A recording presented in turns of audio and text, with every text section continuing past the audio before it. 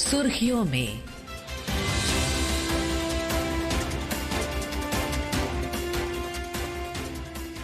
ये आकाशवाणी है। प्रस्तुत है कार्यक्रम सुर्खियों में। इसके अंतर्गत सुनिए 16वां रोजगार मेला, रोजगार सृजन की वृद्धि पर चर्चा।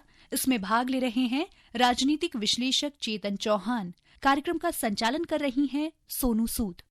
आज सरकार द्वारा आयोजित 16वें रोजगार मेले में 51,000 से अधिक युवाओं को विभिन्न सरकारी विभागों और संगठनों में नौकरी के लिए नियुक्ति पत्र देने के बाद प्रधानमंत्री ने अपने संबोधन में उन्हें बधाई देते हुए राष्ट्र निर्माण में इन युवाओं की भूमिका के महत्व पर बल दिया और कहा कि उन्हें नागरिकों की सेवा का बहुत बड़ा मंच मिला है और विकसित भारत की ओर बढ़ रहे इस अमृत काल में राष्ट्र निर्माण की ओर उनका योगदान पूरे देश के लिए अति महत्वपूर्ण है। रोजगार सृजन के इस ऐतिहासिक पल के विभिन्न पहलुओं पर चर्चा के लिए आज हमारे साथ हैं राजनीतिक विशेषज्ञ चेतन चौहान। चेतन जी, आकाशवाणी में आपका स्वागत है। धन्यवाद।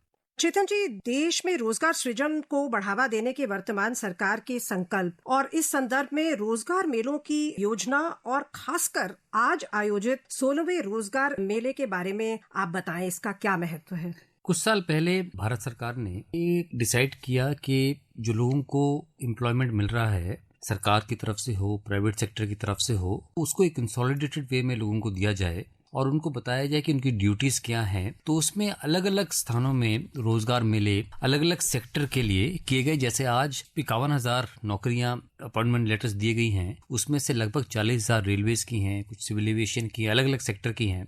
इस रोजगार मेले से सरकार ने एम्फेसिस जो अपना है एम्प्लॉयमेंट जनरेशन पे, वो लोगों को एक मैसेज देने की कोशिश की है और उन्होंने ये भी बताने की कोशिश की है कि पिछले 10-11 सालों में क्या क्या एफर्ट सरकार ने किए हैं कि जिससे लोगों को, यूथ को स्पेशली, एम्प्लॉयमेंट मिल सके। क्योंकि डायरेक्ट एम्प्लॉयमेंट है, इनडायरेक्ट एम्प्लॉयमेंट है। हमें ये समझना है कि सरकार किसी भी देश में 100% एम्प्लॉयमेंट नहीं देती है। प्राइवेट सेक्टर बहुत बड़ा सूत्र होता है जॉब क्रिएशन के लिए। इंडिविजुअल भी, बहुत छोटे छोटे बिजनेसमैन भी बहुत बड़ा सूत्र होते हैं एम्प्लॉयमेंट क्रिएशन के लिए। पर सरकार क्या करती है? सरकार उनको मदद करती है कि वो अपने पैरों पे खड़े हो सकें, वो एम्प्लॉयमेंट जनरेट कर सकें, वो अपना बिजनेस एक्सपेंड कर सकें। तो अगर बिजनेस एक्सपेंड होता है तो ज्यादा लोगों को नौकरी मिलती है। गवर्नमेंट इंसेंटिव दे रही है कि अगर आप इतने लोग रखोगे तो हम आपको ये फायदा देंगे। इंसेंटिवाइज किया है सरकार ने एम्प्लॉयमेंट जनरेशन। सरकारी नौकरियां जो है वो तो जिस स्तर पे मिल रही हैं वो मिल रही हैं। उसमें सरकार ने एक काम किया है कि पूरा ट्रांसपेरेंट सिस्टम कर दिया है। जैसे पहले हम सुना करते थे कि जितना करप्शन था वो सब खत्म करके पूरा एक ट्रांसपेरेंट सिस्टम है जो मेरिट पे और रिजर्वेशन के हिसाब से, जितना आपका रिजर्वेशन है उस हिसाब से आपको सरकारी नौकरी मिल रही है और क्रेडिट भी प्रधानमंत्री उसका रोजगार मेले के थ्रू लोगों को दे रहे हैं। रोजगार मेले के अब तक के सफर पर प्रधानमंत्री ने आज क्या कहा, आइए सुनते हैं। रोजगार मेलों के माध्यम से अब तक लाखों नौजवानों को भारत सरकार में परमानेंट जॉब मिल चुकी है। आज भी आप में से कई ने भारतीय रेल में अपने दायित्वों की शुरुआत की है। कई साथी अब देश की सुरक्षा के भी प्रहरी बनेंगे, कुछ साथी हेल्थ फॉर ऑल मिशन के सिपाही होंगे और बहुत से साथी भारत के औद्योगिक विकास को नई रफ्तार देंगे। जो बात करी कि विभिन्न मिनिस्ट्रीज हैं, वहां पर लोगों को नियुक्त किया गया है, लेकिन उन्होंने कहा कि सबका ध्येय एक ही है और वो है राष्ट्र सेवा। और उन्होंने और एक जरूरी बात कही कि एक ही सूत्र है सभी एम्प्लॉइज का और वो है नागरिकों की सेवा, यानी कि सिटीजन फर्स्ट, नागरिक प्राथमिकता। ये आप कितना इम्पोर्टेंट मानते हैं? बहुत इम्पोर्टेंट मानता हूँ मैं जो प्रधानमंत्री जी ने आज कहा कि सिटीजन फर्स्ट। कोई भी आदमी उनके पास आता है तो निराश वापस ना जाए। प्रधानमंत्री ने अपने पहले भी स्टेटमेंट्स में कहा है कि कोई सरकारी ऑफिस में जाता है तो अपना उसका जो काम है वो रुके ना। तो सरकारी कर्मचारी की जिम्मेवारी बनती है कि वो उसका काम पूरी निष्ठा के साथ करे।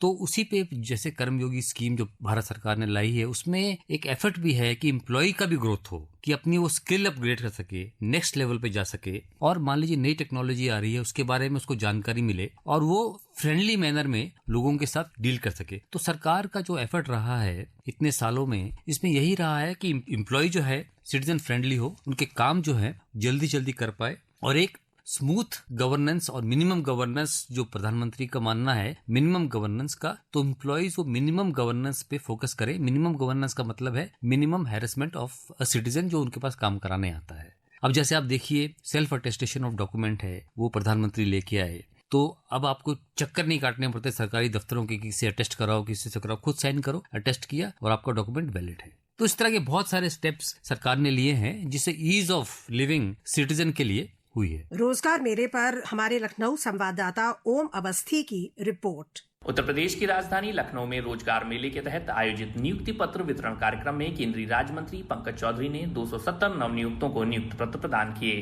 प्रधानमंत्री नरेंद्र मोदी के संसदीय क्षेत्र वाराणसी में आयोजित कार्यक्रम में केंद्रीय स्वास्थ्य एवं परिवार कल्याण राज्य मंत्री अनुप्रिया पटेल ने शिरकत की। वाराणसी में कुल 141 चयनित अभ्यर्थियों को नियुक्ति पत्र दिए गए। इस अवसर पर केंद्रीय राज्य मंत्री ने चयनित अभ्यर्थियों को शुभकामनाएं देते हुए कहा कि वो 2047 तक विकसित भारत के निर्माण में अपना योगदान दें। मैं इस अवसर पर काशी में जितने भी हमारे अभ्यर्थी आए हैं उनको बधाई देती हूँ, शुभकामनाएं देती हूँ और यही उनसे अपेक्षा करती हूँ कि अपने नए दायित्वों को ग्रहण करके नागरिक प्रथम की भावना के साथ राष्ट्र सेवा में अपने आप को समर्पित करें। केंद्रीय राज्य मंत्री BL वर्मा झांसी और केंद्रीय राज्य मंत्री प्रोफेसर SP सिंह बघेल आगरा में 16वें रोजगार मेले के कार्यक्रम में शामिल हुए। रोजगार मेले में नियुक्ति पत्र पाने के बाद चयनित अभ्यर्थियों के चेहरे खिल उठे। ओम अवस्थी, आकाशवाणी समाचार, लखनऊ। प्रधानमंत्री ने हैंड होल्डिंग की बात भी कही। उन्होंने कहा कि जो भी रुकावटें आए उन्हें दूर करना आपकी जिम्मेवारी है। ये कितना इम्पोर्टेंट है जो आप फैसिलिटेशन की बात कर रहे थे थोड़ी देर पहले। इसमें मुझे जो आज एक सबसे बड़ी बात जो प्रधानमंत्री ने कही, वो कही हमारे युवाओं के बारे में। जब हम रोजगार मेले की बात करते हैं तो रोजगार मेलाओं में मैक्सिमम फोकस युवाओं पे है। हमारे देश की लगभग 52% आबादी जो है 30 से कम है, तो उसका मतलब है वो एम्प्लॉयबल एज में है, तो उनको वो काम चाहिए। तो उसका जो फोकस है कि हमें, प्रधानमंत्री ने कहा डेमोग्राफी पे बात की, हाँ, कि हमें डेमोग्राफिक डिविडेंड लेना है। तो डेमोग्राफिक डिविडेंड कोई भी देश कैसे लेगा? जो उनकी जो वर्क फोर्स है, जो उनका यूथ है, वो स्किल्ड हो। तो भारत सरकार ने, स्पेशली प्रधानमंत्री ने स्किल डेवलपमेंट में बहुत ज्यादा फोकस उन्होंने किया है। आज जिन लोगों को रोजगार मिल रहा है, मुझे ये मानना है कि काफी सारे इसमें ऐसे होंगे जिसको सरकारी तंत्र से, ITI हो गया या स्किल डेवलपमेंट कॉर्पोरेशन के अलग अलग सेक्टर में जो स्किल का काम चलता है, उनके ट्रेनिंग स्कूल चलते हैं, वहां से उन्होंने स्किलिंग की होगी और उसमें आए। प्राइवेट सेक्टर में देखे जितने स्टार्टअप्स हैं, बड़ी बड़ी कंपनियां हैं, वो स्किल सेक्टर जो हैं, जैसे स्पेसिफिक हॉस्पिटलिटी का सेक्टर है, उससे जुड़े हुए हैं। सरकार पैसा देती है, स्किलिंग होती है, उनको हॉस्पिटलिटी इंडस्ट्री में नौकरियां मिल रही है। तो सरकार ने जो ये प्राइवेट सेक्टर का और पब्लिक सेक्टर का कॉम्बिनेशन किया है जॉब क्रिएशन के लिए, कि जो यूथ है हमारे देश का, उसको एम्प्लॉयमेंट मिले, स्किल हो। और आज हमारे देश का जो युवा है वो अलग अलग देशों में जाके उसको एम्प्लॉयमेंट मिल रही है, उसके लिए डिमांड भी है। और आप जो बात की, क्या नाम, कर्मचारियों की, वो उनका मैसेज है उन कर्मचारियों के लिए कि आप में निष्ठा होनी चाहिए, आप में काम करने के प्रति जागरूकता होनी चाहिए, आप में एक सेवा का भाव होना चाहिए। जब सरकार में आप आते हो तो आप इसलिए नहीं कि आपको सरकारी नौकरी मिल गई आप आराम करें, तो उसमें उन्होंने बताने की कोशिश की सेवा का भाव होना चाहिए। इस संदर्भ में भारत की विशेष शक्तियों के बारे में प्रधानमंत्री ने क्या कहा, आइए सुनते हैं। आज दुनिया मान रही है कि भारत के पास दो असीमित शक्तियां, एक डेमोग्राफी, दूसरी डेमोक्रेसी। युवाओं का यह सामर्थ्य हमारी भारत के उज्जवल भविष्य की सबसे बड़ी पूंजी भी है और सबसे बड़ी गारंटी भी है। और हमारी सरकार इसी पूंजी को समृद्धि का सूत्र बनाने में दिन रात जुटी है। प्रधानमंत्री ने भी कहा कि पूरे विश्व में डेमोग्राफी और डेमोक्रेसी ये दो सबसे बड़ी शक्तियां मानी जाती हैं हमारे देश की। और डेमोग्राफिक डिविडेंड, जैसे आप कह रहे थे कि वो उसकी चर्चा बहुत होती है, लेकिन उसको एक प्रोडक्टिव एसेट बनाना वो सरकार के हाथ में है, वो सभी के हाथ में है कि जो सरकारी स्कीम्स हैं उनका पूरा पूरा फायदा उठाया जाए। आपको लगता है कि अभी जो सरकार का एक जो मिशन मोड से वो हर कार्य कर रहे हैं, चाहे वो रोजगार मेला हो या कोई भी जो सरकार की वेलफेयर स्कीम्स हो, उसको आप कितना महत्वपूर्ण मानते हैं? और इस संदर्भ में जो इंटरनेशनल लेबर ऑर्गेनाइजेशन ने कहा है कि 90 करोड़ लोग भारत में वेलफेयर स्कीम्स के दायरे में, इसके बारे में थोड़ा बताएं, इसका क्या सिग्निफिकेंस है? देखिए, सरकार का दायित्व क्या होता है प्राइमरीली, कि एक वेलफेयर स्टेट हम हैं, तो वेलफेयर स्टेट का दायित्व रहता है कि बेसिक मिनिमम फैसिलिटी सरकार सबको प्रोवाइड करे।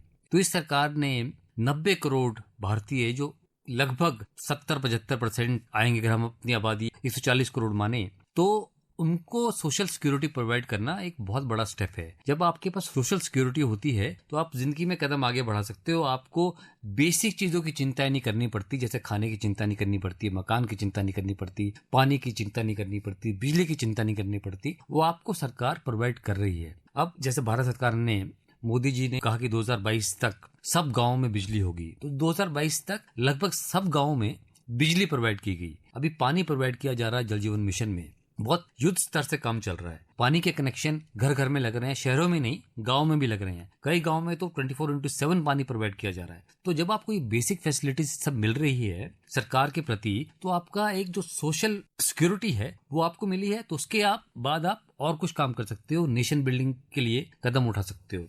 इस संदर्भ में प्रधानमंत्री जी ने ये भी कहा कि जैसे आपने पीएम आवास योजना की बात की या उज्ज्वला योजना की बात करें या जो टॉयलेट्स बनाए गए हैं, उन्होंने कहा कि इस सब से रोजगार सृजन भी बहुत बड़े पैमाने पर होता है। अगर आप आंकड़ों में भी देखें, जितने टॉयलेट बने हैं उसको मेंटेन करने के लिए आपको सैनिटेशन वर्कर चाहिए, काम करने वाला चाहिए, उसको ट्रेनिंग चाहिए, तो एक वो परमानेंट एम्प्लॉयमेंट एवेन्यू खुल गया। जो मकान बन रहे हैं, जो रियल एस्टेट सेक्टर पे काम हो रहा है, हाँ सरकार ने इंसेंटिव दिए हैं। सरकार का इंसेंटिव है कि अगर आप इससे 30-35 लाख से कम का मकान आपको लोगे, जो गरीब लोगों के लिए है बेसिकली, तो आपको एक इंटरेस्ट सबवेंशन मिलता है। तो वो एक रियल एस्टेट सेक्टर को है जो पुअर हाउसिंग के लिए है, उसको फोकस इम्पेटस देता है। तो उसमें लाखों लोगों को वहां पे आपको काम मिलता है। ऐसे ही अगर मान लीजिए आप मोबाइल फोन्स की बात कीजिए, सबके पास मोबाइल फोन है, तो मेरा ये मानना है कि अगर 10 मोबाइल फोन बना रहे हो तो उसमें कम से कम एक आदमी का एम्प्लॉयमेंट जनरेट होता है।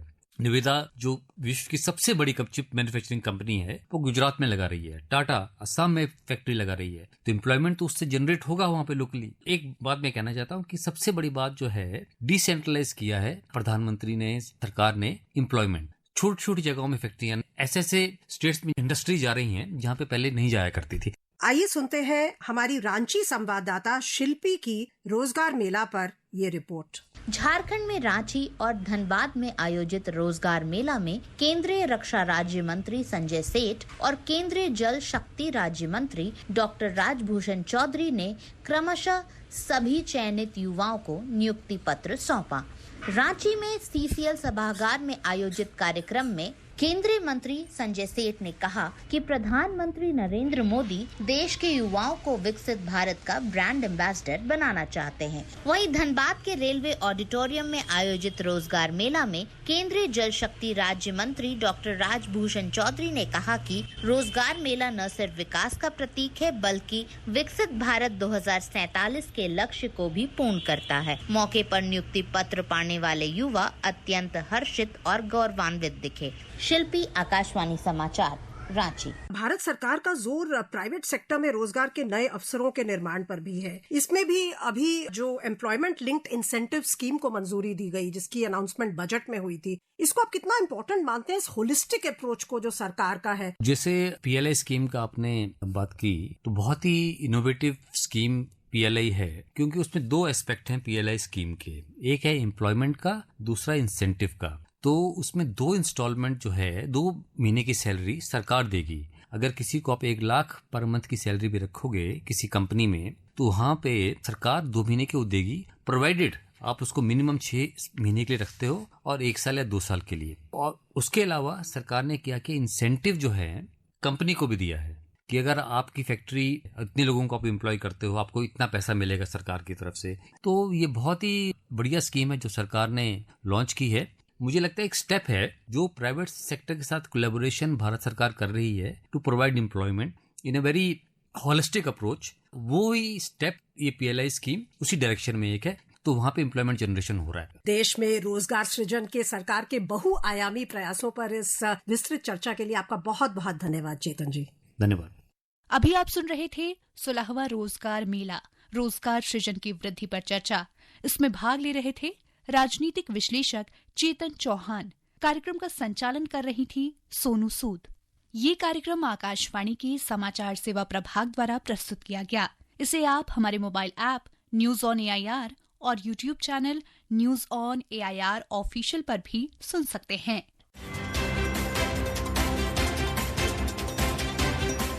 सुर्खियों में